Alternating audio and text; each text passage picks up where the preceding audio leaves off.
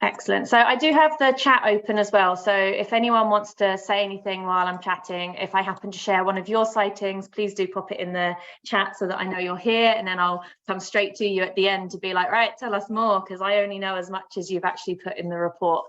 So yeah, hopefully everyone can see the screen. So I'm just gonna start off with this one here. So I just want to say a massive thank you to everyone here, but also everyone who uses Whale Track to send in their sightings. We couldn't do it without all of you. So without the thousands of people that are on Whale Track and reporting what they're seeing, we wouldn't have as much knowledge as we do of the animals that are across Scotland now, because we can record animals across Scotland, not just on the West Coast. So yeah, thank you so much to all of you guys for all your efforts this year. And I am going to start with some boring stats. Some people love stats, so I did want to include a few stats and pretty maps because some people really enjoy this. So I'm very sorry if you're not one of those people. I won't take long. We will get onto the cool pictures and videos soon. So I just wanted to have a look at the January to November. I haven't done it up to December because we're not at the end of that yet. Stats, and the map is admittedly up to the end of October because that's when we, our science manager, managed to get the map together. So what we've got in 2022, we've seen a 44% increase in people joining Whale Track compared to 2021. So that's an incredible number of people joining, over 1,000 people joining Whale Track, which is just amazing. And this year alone, we had 622 people actually actively reporting. So that's how many people have actually reported sightings this year using Whale Track. Although the number of sightings have decreased this year by just over 2%, we have had an increase in the actual number of individual animals. And I will just put a little caveat here, this hasn't been analysed or corrected for effort. So although we've got over 55,000 animals, I'm not saying that's how many animals we actually have, it's just that's all the numbers that have been added together from the reports. But that's still an amazing number that people have been reporting. And the map there, I love a map. I got very excited when our science manager made this map. Just shows us the spread of the effort and the casual based sightings across the West Coast. So we have just got it for the West Coast for now. And we are going to dive a bit deeper into this map and break it into two maps. So first you'll see the casual sightings, the one in orange, and then the one in blue and yellow is the effort-based sightings. So casual sightings this year have, the reports have reduced by 3%, which is fine actually, because 30% increase in the excursion reports, which is amazing. So 30% more effort-based reports have been coming in this year, which is absolutely incredible. So you'll see on the kind of orange map for casual sightings, they're kind of spread across the Hebrides. Does look like there's a bit of a missing missing data in the Minch area, but if you go over to the effort-based map, you'll see like there's been an incredible amount of effort for excursion data in the Minch. So what we're missing in casual sightings, we're getting in the effort-based sightings. And then we've also got, this was the first year that we had land-based watches added to Whale Track. And we've already had about 65 land watches, which have brought 68 sightings. So, and that's been spread across the West Coast as well, which is fantastic. So hopefully next year we'll see a lot more yellow dots on our effort-based maps. And then I just wanted to include photographs, because when I looked at the stats for photographs, I was pretty blown away that we've increased the number of reports with photographs by 67% this year. So you guys have been amazing sending in your photos to help us verify what the species is, get evidence of the behaviours that they're showing, and also they feed into our photo ID catalogues. So photographs are really, really that they provide vital information to us. So that's an amazing number of reports coming in with sightings now, with photographs now. So thank you very much. And then onto the actual sightings themselves and the species. This year, which I think is probably a regular occurrence, but harbour porpoise were the most reported species this year. So they are the species that are seen the most across, I think even around probably the UK, but definitely in Scotland, they're the one that are seen the most. Common dolphins were a close second, and then minke whales came in third. So every time I wrote my quarterly newsletters this year, I was very much having to repeat myself with the top 3 species that were being reported and seen this year. But there have been 16 species reported this year, which you can see in the list. Hopefully you can read those and it's not too small. And I will admit there is a sunfish included on that list because it's not a cetacean, but it is included as a distinct species on Whale Track. So it does get included in our species list. But that's fantastic. So it's been a really interesting year for sightings, and I'll talk about a few of them in just a moment. And then from that, we've got a little bit of a closer look of the sightings and the numbers. So you can kind of see from this quite clearly that throughout the summer months, the sighting reports go up and also the numbers of the reported animals go up. Now, if you came to the talk the other month, I think it was, you'll know that that's influenced by a number of things. In the summer, lots more people are out watching. There's a lot of people out in their boats recording. And also we do have migratory species. So it does make sense that it looks like this. However, I do really want to encourage winter-based watching because we do have year-round species that are resident to Scotland. So any reports of animals that are currently here will provide us really good information on the migratory movements of both migratory animals, but also those animals that stick around year-round. So we did learn that common dolphins are actually here throughout the winter because people are reporting them. So we do learn a lot even throughout the winter months. So if you're ever out in the nice, icy, chilly weather walking around and you can see something, please do send that report in. So that's the end of the stats and the graphs. I hope it wasn't too tedious for anyone that doesn't like stats and graphs. I quite enjoy them. So I am going to go on to hopefully the fun bit now and share. I've managed to narrow it down to 14, which was quite a challenge considering we get thousands of reports, but I've managed to narrow it down. So I'm just going to share 14 reports that members of the public have sent in to us. They all do have pictures or videos, so it did help me narrow it down because it was the ones with pictures or videos, because they're a bit more fun to sort of share with you guys. And then, yeah, while I'm doing this, please do have a think about your favorite sighting, because I really do want to not be the only one talking tonight and want you guys to share with me what you have seen or what you'd love to see. If you've not seen anything this year, just start telling me all the stuff you want to see next year.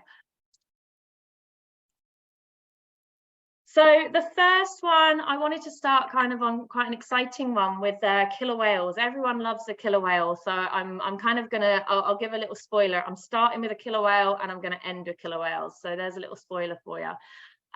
So this one is actually the first one that came to mind when I was putting this together, because I was very excited to be a part of this. So I've called them the mystery killer whales. That's kind of what they got dubbed back in 2018. They probably need a new name, but the mystery killer whales were first reported in June 2018, and they were actually seen from Silurian. So our team on board Silurian spotted these killer whales. They took photos. They couldn't ID them. We sent them to the Scottish Killer Whale Catalogue. They couldn't ID them. So everyone was very excited that there were these new killer whales being seen in Scottish waters. And then they disappeared.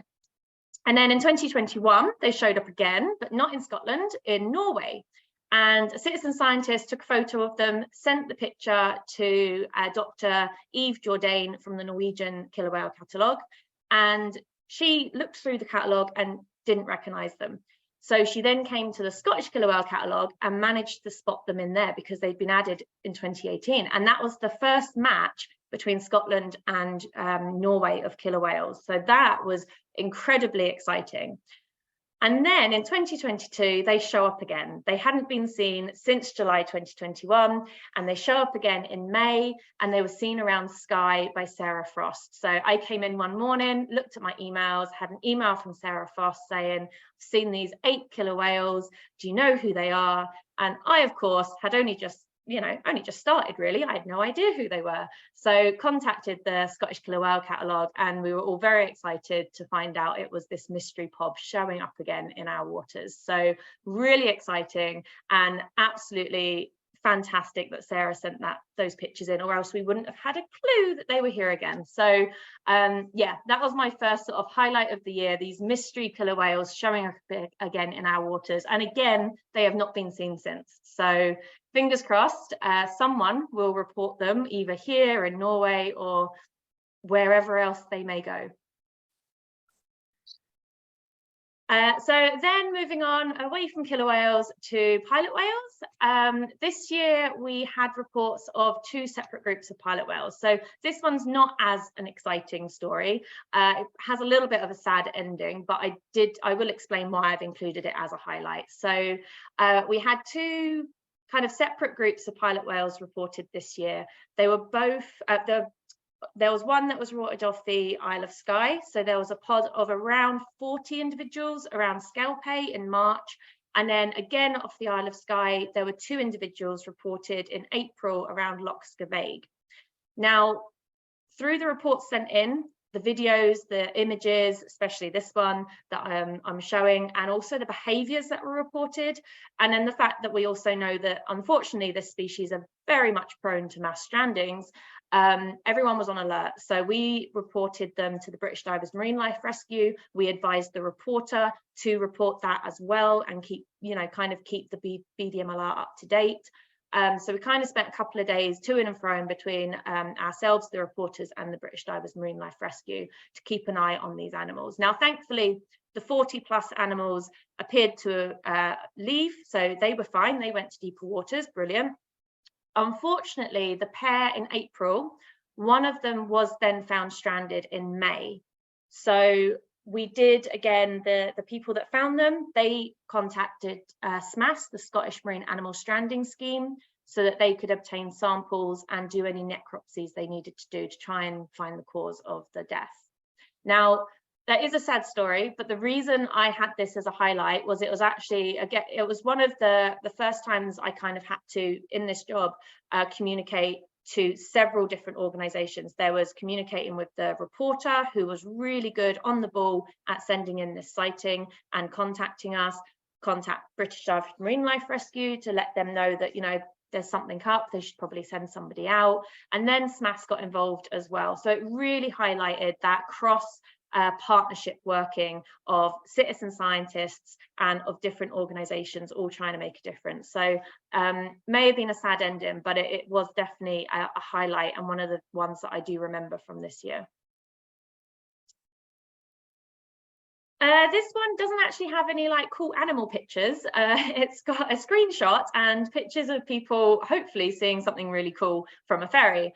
So this one was a highlight because I think it just shows the amazing amount of data you can collect by just going on a ferry. So Wild Discovery did a trip from Ullapool to Stornoway, and in just over 2 hours, they had 33 sightings, which is amazing.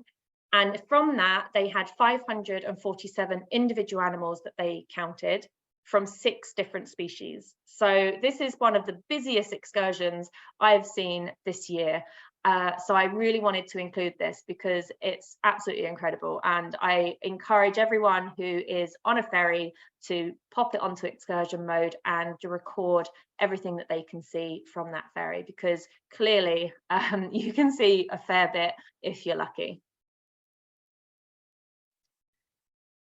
So we're moving on to minke whales. I will admit I've got a few slides for minke whales. I couldn't really narrow it down, so I've actually got 4 that I'm going to talk about with minke whales.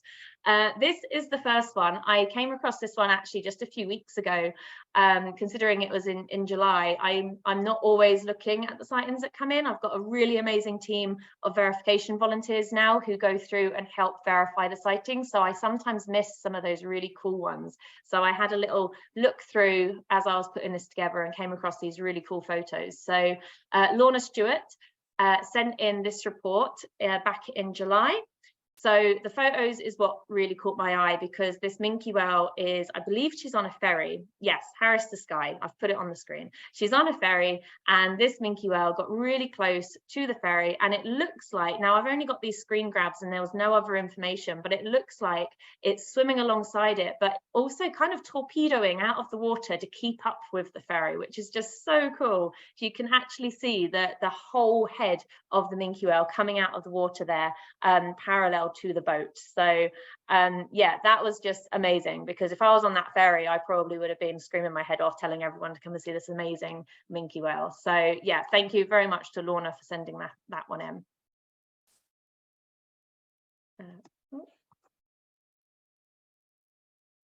Then I've got this one, and I'm just looking in the, oh, it doesn't look like she's here, which is a shame. So I actually added this one today because I had an email from someone who was going to come tonight. So I'm a bit unsure as to why she's not managed to come, bless her. But Pam emailed me earlier today wanting me to share her daughter's video of a minke whale that she saw when they were out with Sea Life Mole in August. And of course, I'm not going to say no, especially when she shared the video with me and made me very, very jealous. I'm just going to play it for you. I won't spoil it.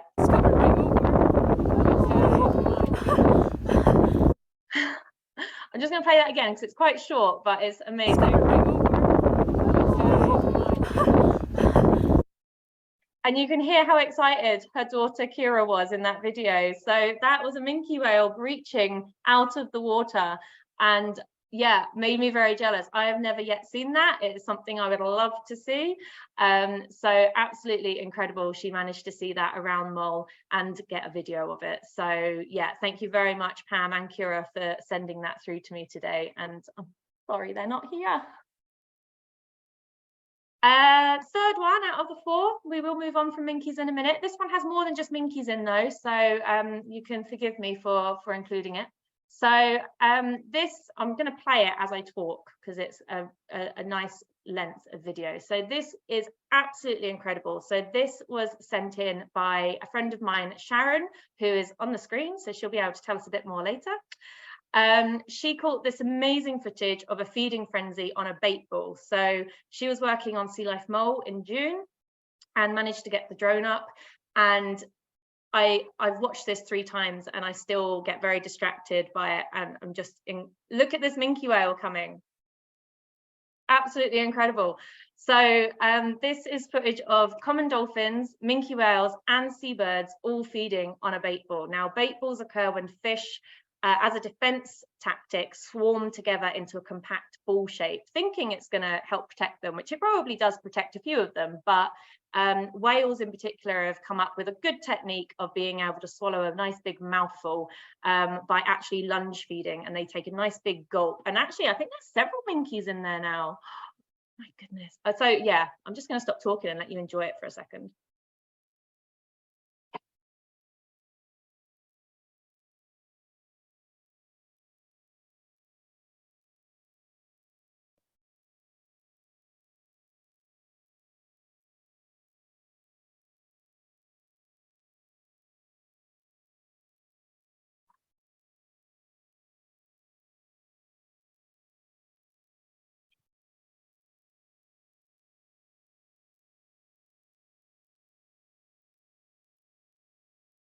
Oh, now was that poo? Or was that a blow? I think that was a blow. Right, that was amazing. I hope you enjoyed that. I had to stop and just enjoy it myself there. Oh, you are here. Pam, is that you? Oh, brilliant. Your name wasn't in your title. Oh, that's fantastic. The amazing sighting so far, amazing. Oh, brilliant. Thank you. Pam is here. So that was the video before this one that I just shared. That Kira had. Right, on to the last minke whale one. So we've got Nobble and Casey. So I couldn't do this without including our favourite minke whales, Nobble and Casey. So Andy Tate photographed Casey on the 19th of July, which is this picture here. Very nice picture with a bird flying above it as well. And then he also photographed Nobble, which is this one here, on the 13th of August. So a lot of what we know about these minke whales is thanks to the photographs from Andy Tate. Absolutely fantastic. And you can see I've added a timeline here of Nobble. So Nobble is a very special minke whale, been returning to the seas around Mull since 2006. Had a couple of years where there was no sightings, but that has been seen since 2002. And this minke whale returns to the same area around the same time of year each year since then. So this has really let us build up a body of evidence to prove that the Sea of the Hebrides is an important area for minke whales.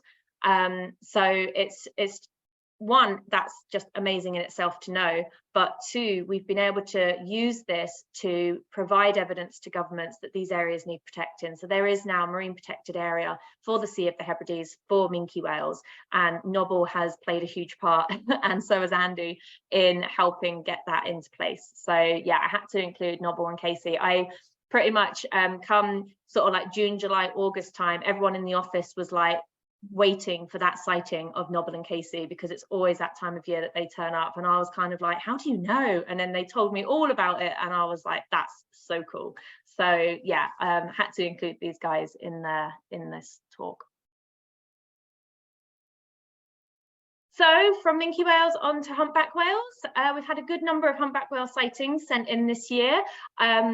I'm very jealous about that. Little spoiler alert, my must-see for next year is a humpback whale, because they avoid me, unfortunately. So yeah, it's been really, really lovely to see so many people see these animals.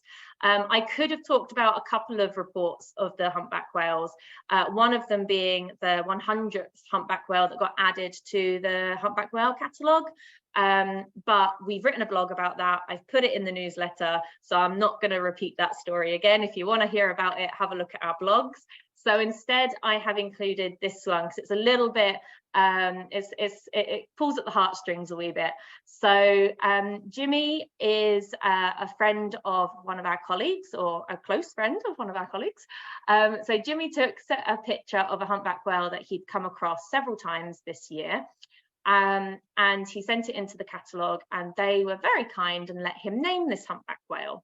So this is the heartstring bit. He decided to name the humpback whale after his partner, Hannah, who is also one of the science officers for HWDT. So yeah, he kind of put like a lot of people to shame by being like, I'm going to name this humpback whale after my girlfriend. She obviously was very, very pleased. She hasn't seen this humpback whale. I'm not sure if she's seen a humpback.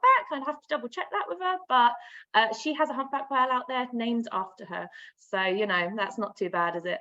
So that was a really wonderful sighting that came through to Whale Chat, but the photos got sent off. Again, partnership working.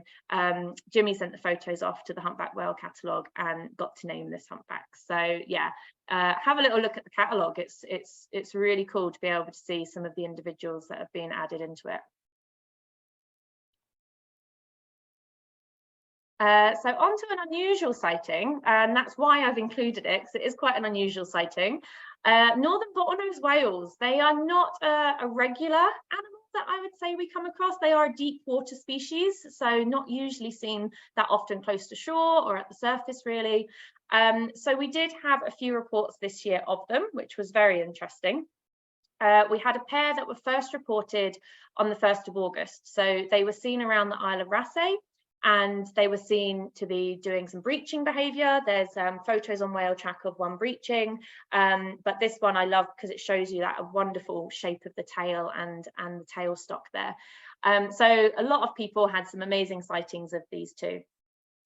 We then were getting reports towards the end of August of them being seen around Loch Inverway. So it's still at the moment unclear if they were the same individuals or if they were different individuals. And I only say that because some of the reports appear to overlap. So it could be that they were being reported in one area, but maybe the identification was being a little bit off, or there were actually more than we thought. So a little bit more analysis will hopefully shed light on that. But yeah, it was really pretty cool, but a little bit concerning to see such deep water species so close to land.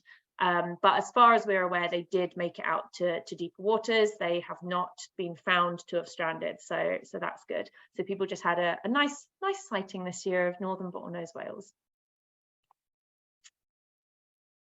So this is actually a video that I got sent very recently, I think last week, even though the sighting itself is from April. So this is absolutely beautiful footage of white-beaked dolphins. So I'm just going to play it for you.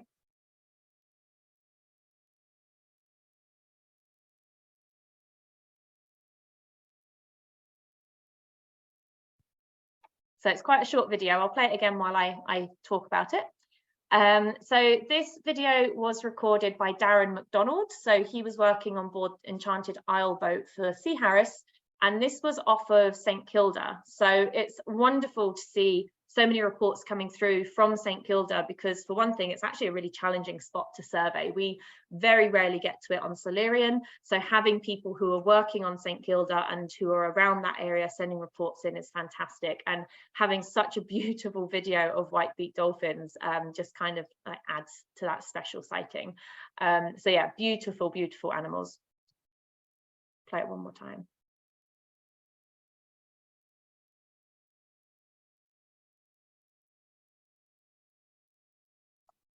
Okay, so I have included harbour porpoise as my highlights because I feel like they're a bit underrated. I think a lot of people are like, oh, we always see harbour porpoise. Oh, it's just a harbour porpoise. It's not just a harbour porpoise. These are lovely animals. They're one of my favourites.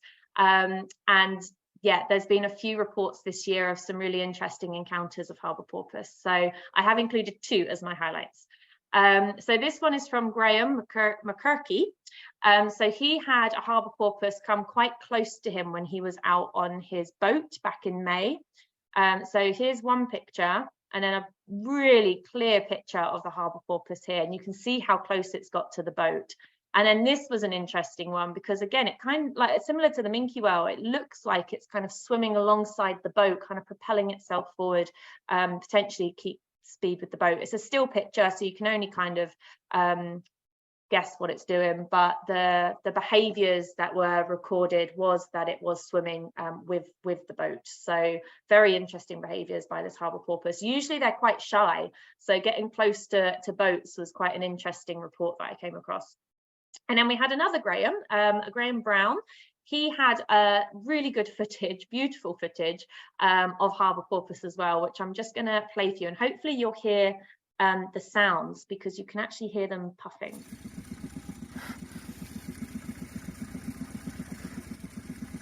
Oh. It's fascinating, absolutely fascinating. So there's from right off the bow. So they were actually fishing off of their boat, and look how close these porpoise are getting to them. Amazing interaction here, and they've got quite a few of them swimming around.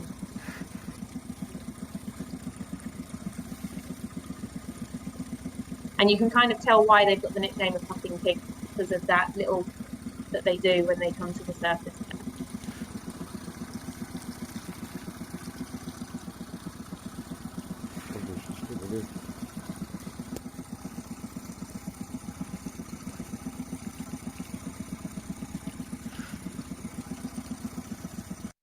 Oh, just lovely.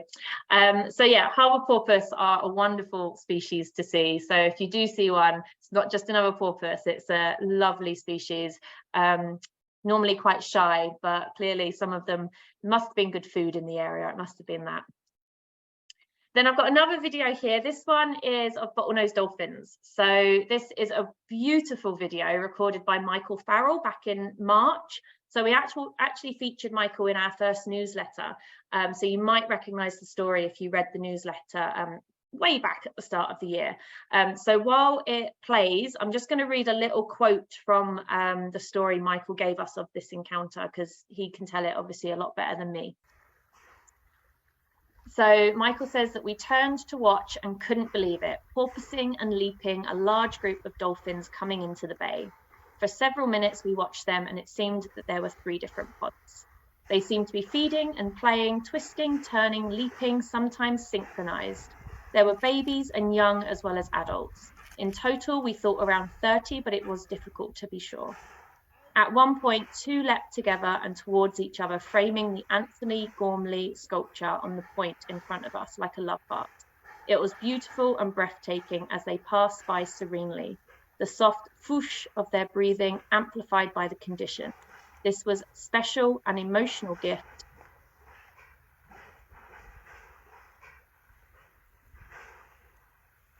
Just beautiful, beautiful footage. So if you want to watch that again, it is in our newsletter. So do have a little look back, and also on our Facebook page.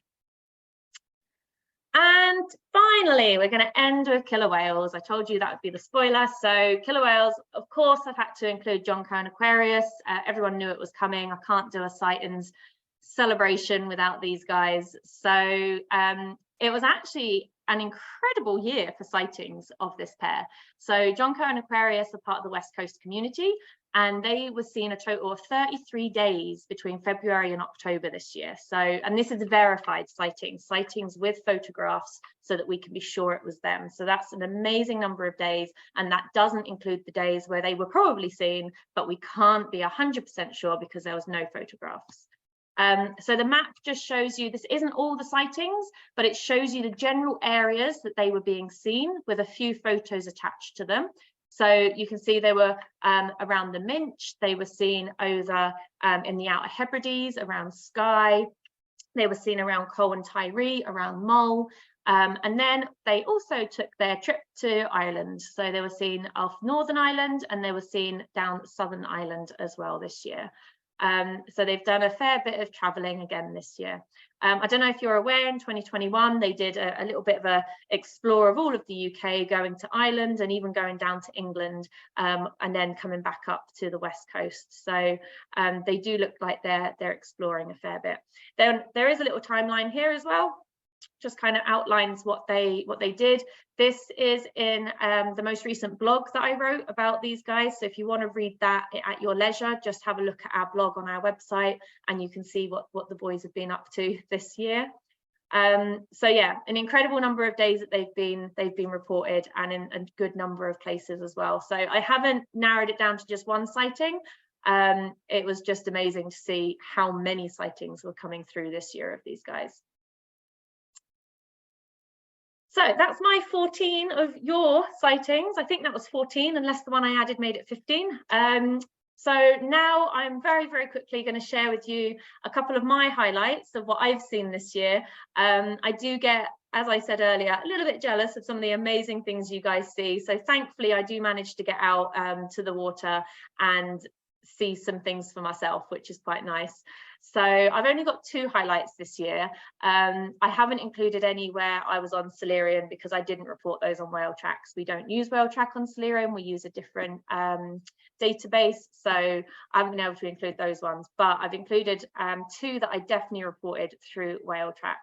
So the first one was this one. So this is I'm just going to turn the volume down because all you can hear is me talking.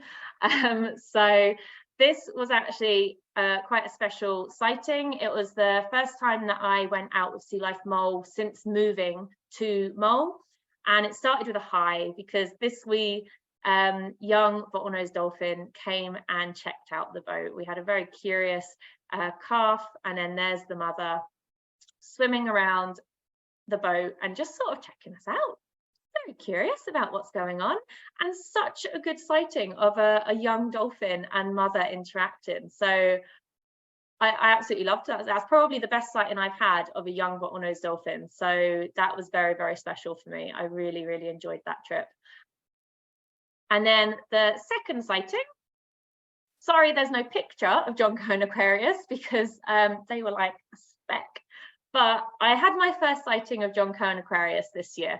Like I say, they were a speck. They were over 10,000 kilometers away. Pretty much what I was doing was verifying all of the reports of all of the people that were seeing John Cohen Aquarius. And then I heard that people were seeing them from Mull.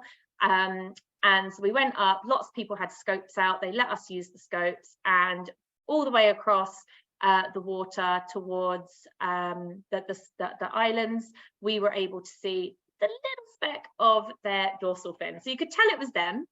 You could, but they were tiny. It was a really special night though, because I was seeing them.